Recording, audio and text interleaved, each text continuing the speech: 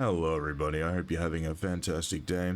In today's video, I'm going to be taking your strangely large and clammy hands on a brisk walk through the blueprint system of Once Human. To those unfamiliar with it, it can be a little bit confusing. So I'm going to be going over some tips that will hopefully help you to understand it better, such as what blueprints are, how to obtain them, how to use them, and some of my personal tips that I wish I knew when I started playing Once Human. If you're the type of person that needs everything explained to you as if you're a 5-year-old, this is the video for you.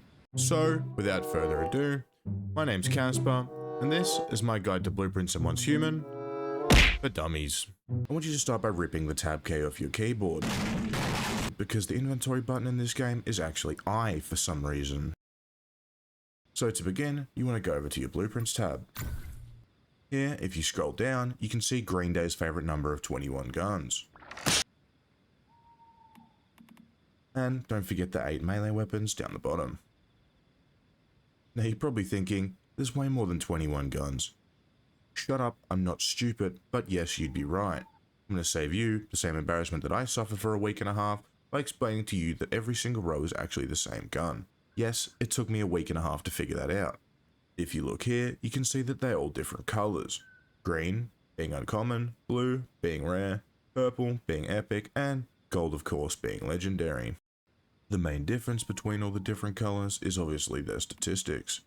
As you go through them, you can see that they have not only different damage, but different weapon features as well.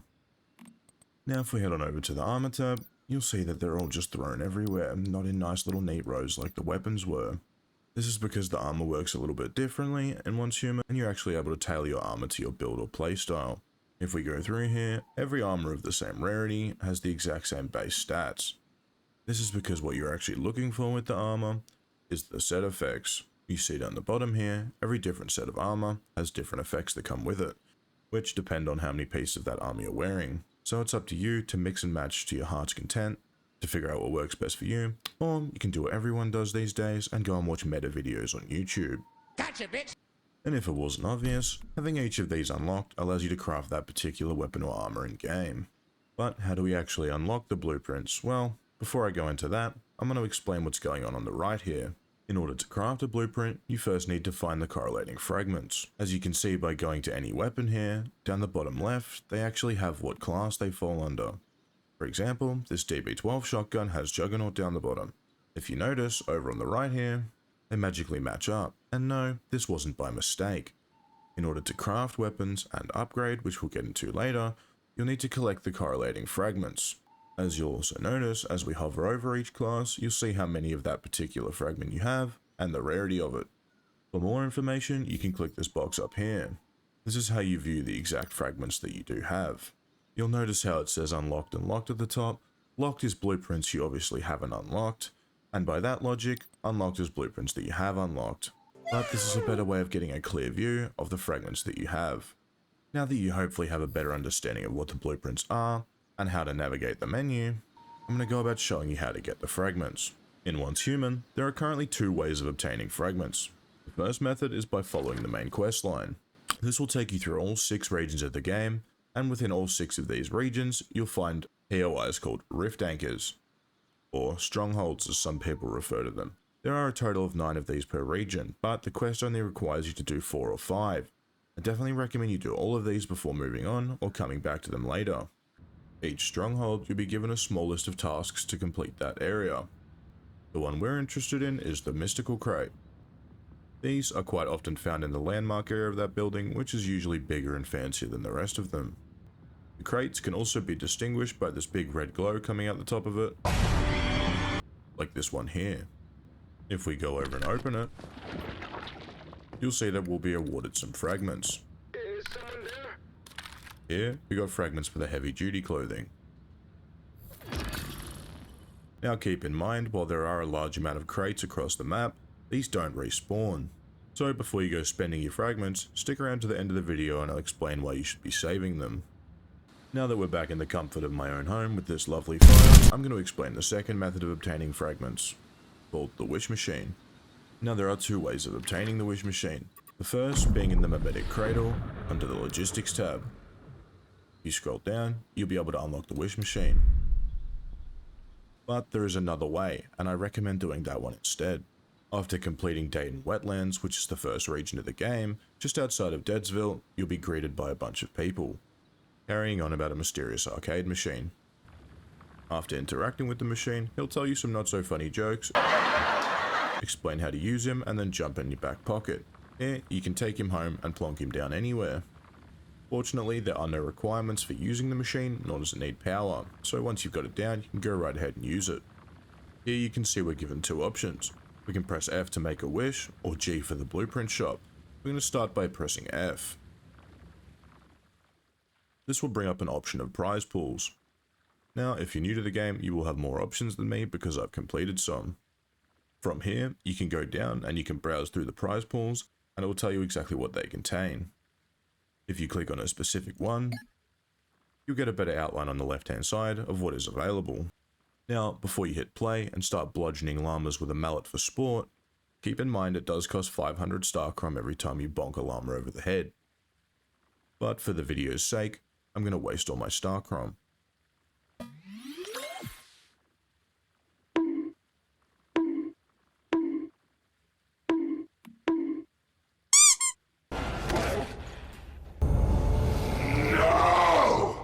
After smashing some llamas over the noggin, it will take you to your prize screen.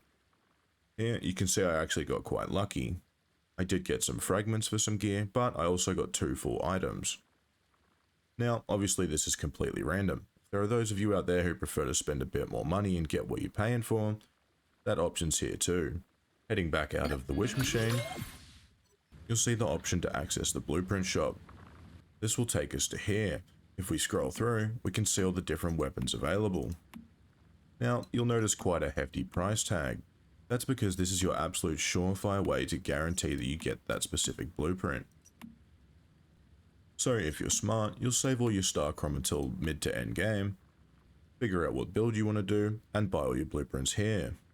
One thing I forgot to say about the other aspect of the wish machine is, again, on the left here you're able to see what you can get.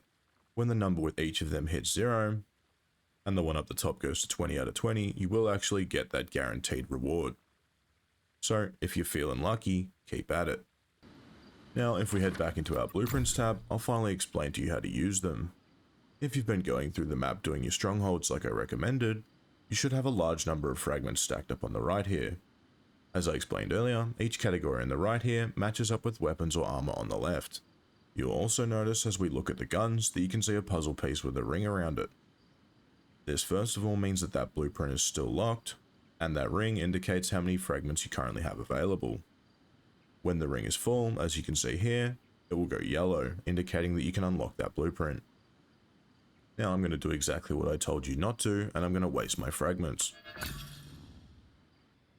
Now if we right click on a gun, it'll bring us to this screen. Here in the top right, you can actually see a number of stars. If you hit T, it'll bring up this menu where you're actually able to view the stats of the upgrades. Now if we come down here and click on this plus symbol, it will bring up all the extra fragments available for us to use. Notice how these two obviously aren't the same gun, but they are however the same class. Now if we click on a fragment, it will allow us to add it down the bottom here. You can use this slider here to change the amount you want to add. Here you can see how much XP we're gaining with every fragment used, and the aim is to hit the XP down the bottom right. Each rarity of fragment adds a different amount of XP. As we can see here by this epic fragment, it adds 10 XP instead of 3. You can also use fragments of that same weapon.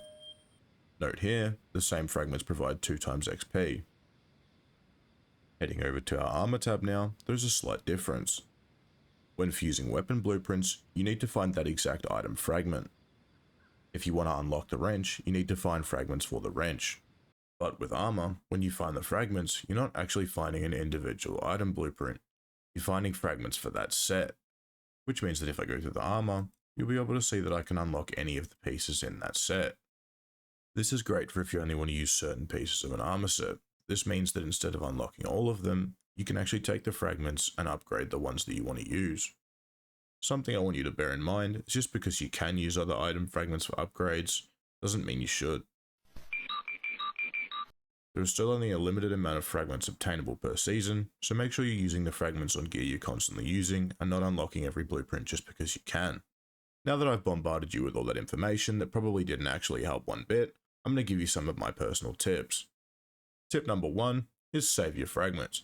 Just because you have the option to unlock a new gun and full set of armor in every new region doesn't mean you should. I've personally been using the same set of armor that you unlock in the first region, and I've had no trouble progressing in the mid to end game. There are other ways to increase the stats of your gear without upgrading the blueprints, but I'll save that for another video. Just know that as you progress, you can craft stronger tiers of the gear without wasting fragments. Now piggybacking off that last tip, tip number 2 is wait until you get the gear you want for the end game and use all your saved fragments to upgrade them. As you play through Once Human, you'll quickly realize that each weapon and armor have specific stats and damage types that complement each other for certain builds. Waiting until you have a full set of legendary gear blueprints and using your fragments to enhance them will make a massive difference to your character's overall stats down the line. There's no point of investing your fragments into a bunch of common or rare blueprints that you're only going to use once or twice. Tip number 3. If you're unsure what weapons and armor you want to invest into, either do some research on build types or start using looted gear. While you're not able to repair gear that you've looted from crates or bosses, it is a great way to test out weapons and armor and see if they suit your playstyle. There's nothing more disappointing than enhancing a blueprint for a gun because you think you're going to use it a lot, and then looting a gun an hour later that you enjoy using more. Tip number 4. Save your Starcrom until the mid to end game. Just because you get the wish machine in the first region of the game does not mean you need to use all your Starcrom off rip. Chances are you'll end up with a bunch of fragments or gear you either can't or don't want to use at that point. If you do happen to have enough Starcrom to straight up purchase a blueprint, just make sure it's one you're going to use for a while. Starcrom does become easier to get later in the game, but when you're just starting out, you probably don't have a very good sense of the best way to gather or use it, so save it until you need it. Tip number 5 is energy links. Now, this is a tip for the absolute end game, but knowing it now might save you some trouble later. In the season shop at the end of every season, you're able to exchange energy links for Starcrom crates. They are quite expensive, so it's important you start saving your energy links now. And finally, tip number 6, the dreaded 6-week wipe. If you're unaware, Once Human works on a 6-week seasonal basis, with new content unlocking every single week up until the 6th week where servers are forced to wipe. Don't let this put you off the game, however, as there are a number of things that will transfer over to the following wipe, your blueprints and fragments being one of these. This is a really important tip, because if you sat there thinking what's the point, it's just going to wipe anyway, stop being such a negative Nancy for 1, and 2, get your ass back online and keep collecting those fragments. Because if you do, this will give you a massive leg up for the next wipe when you're able to craft a full set of legendary gear a couple hours in. Paired with the fact that you keep your weapon mods, you'll be back to the end game in no time. So, if you're a new player put off by the wipe, please stick by the game and continue grinding those blueprints so you're not behind next wipe. So, that was my Dummies guide to blueprints for Once Human. I hope you guys leave this video with a better understanding of the system than you had before, and I hope you enjoyed the content. If you did, and this video helped you out in any way, please consider leaving a like or subscribing. And if you guys have any further questions, or if I said something wrong, please don't hesitate to leave a comment down below. Thank you guys so much for watching, and I hope you enjoy the rest of your day.